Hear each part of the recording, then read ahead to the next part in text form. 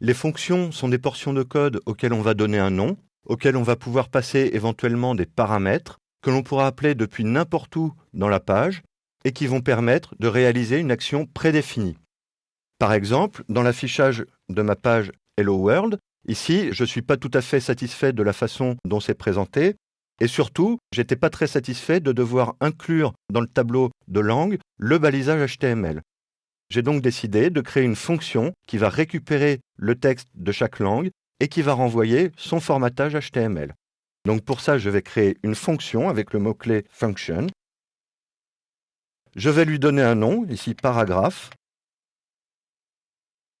Entre parenthèses, les paramètres que l'on va lui passer. Pour le moment, je n'ai pas envie de lui passer de paramètres. Et le code à exécuter qui sera, comme toujours, entre accolades.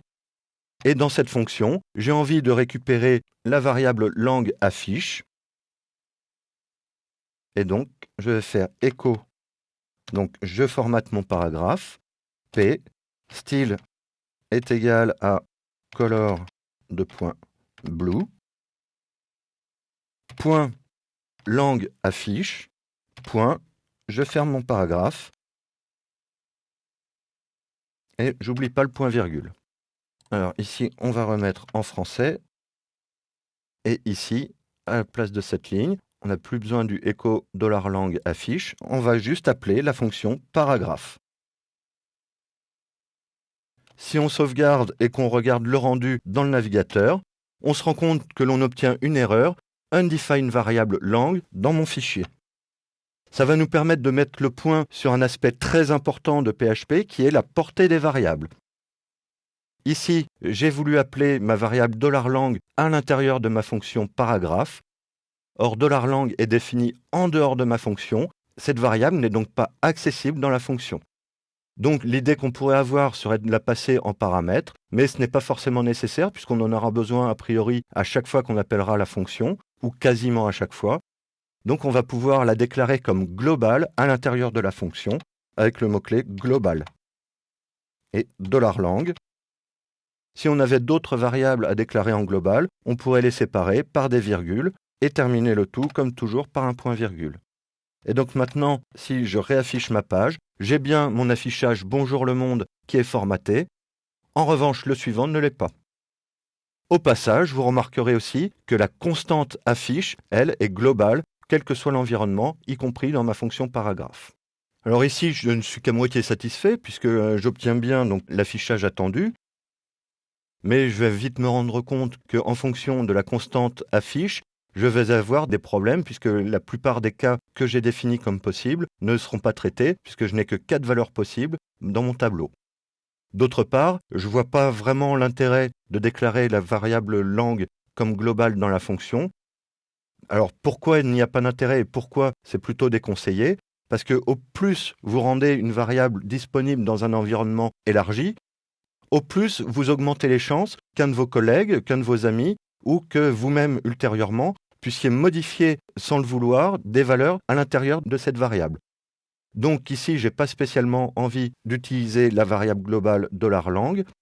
Je vais plutôt préférer passer un paramètre à ma fonction, et donc cette fonction, je ne vais plus l'appeler ici, mais je l'appellerai plutôt à chaque itération des cases. Mais dans un premier temps, je vais donc modifier ma fonction qui va prendre comme paramètre $message. Et là, je vais formater non plus la variable langue, mais la variable message.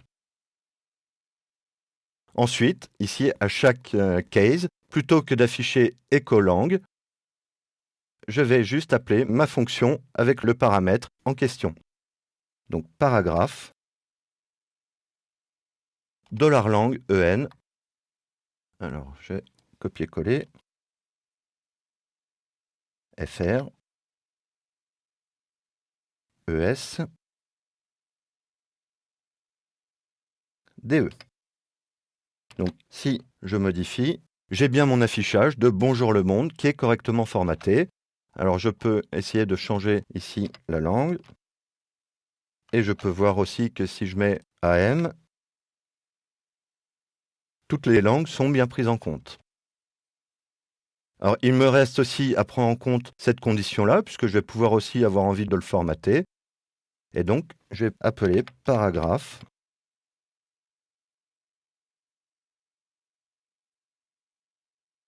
Donc, si là, je mets un BR, par exemple, pour le brésilien, votre langue n'est pas connue, et on voit qu'ici, il y a un formatage là où il n'y en avait pas de prévu à l'origine. Il ne me reste plus qu'à traiter le cas du all. Alors, au passage, ici, j'ai mis cette portion de code dans un if. J'aurais très bien pu le mettre dans un autre case, ici, case all. Voilà, j'ai fait le choix de le mettre ici. C'est ni bien ni pas bien, c'est un choix. Et donc là, plutôt que de faire un echo à chaque itération, je vais juste déclarer une nouvelle variable $recap est égal à une chaîne vide. Et ici, for each recap point égal.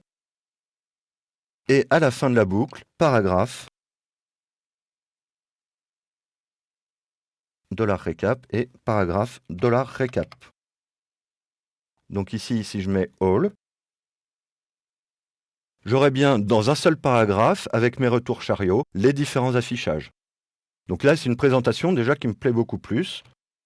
Mais je vais pouvoir améliorer un peu les choses en me disant que je peux paramétrer la couleur d'affichage en fonction de chaque langue. Donc ici, je vais pouvoir mettre un autre paramètre qui sera $couleur.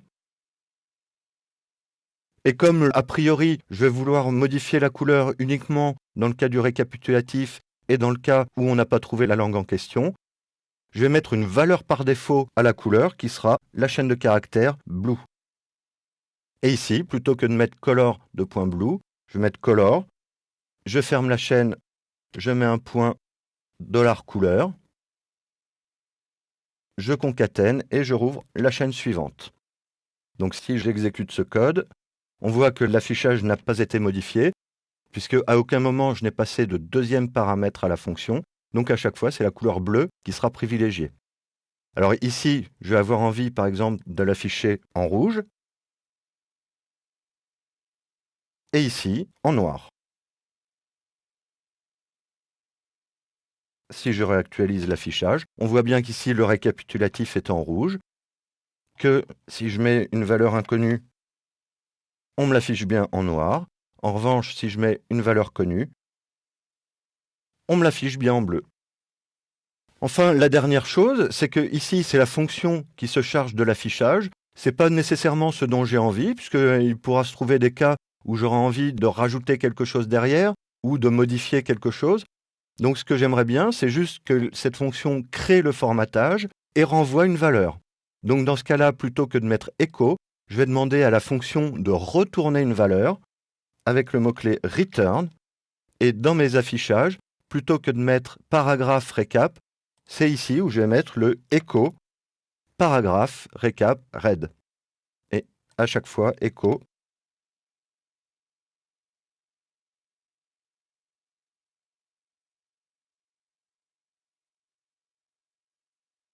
Et donc, si je réactualise la page, on voit que l'affichage est le même.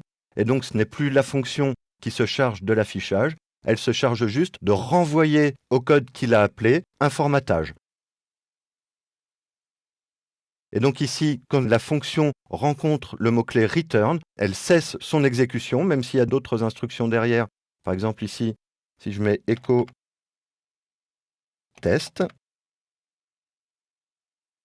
et que j'actualise l'affichage, on voit que le test n'apparaît pas, puisque dès que la fonction rencontre le mot-clé return, elle cesse son exécution et elle renvoie cette valeur.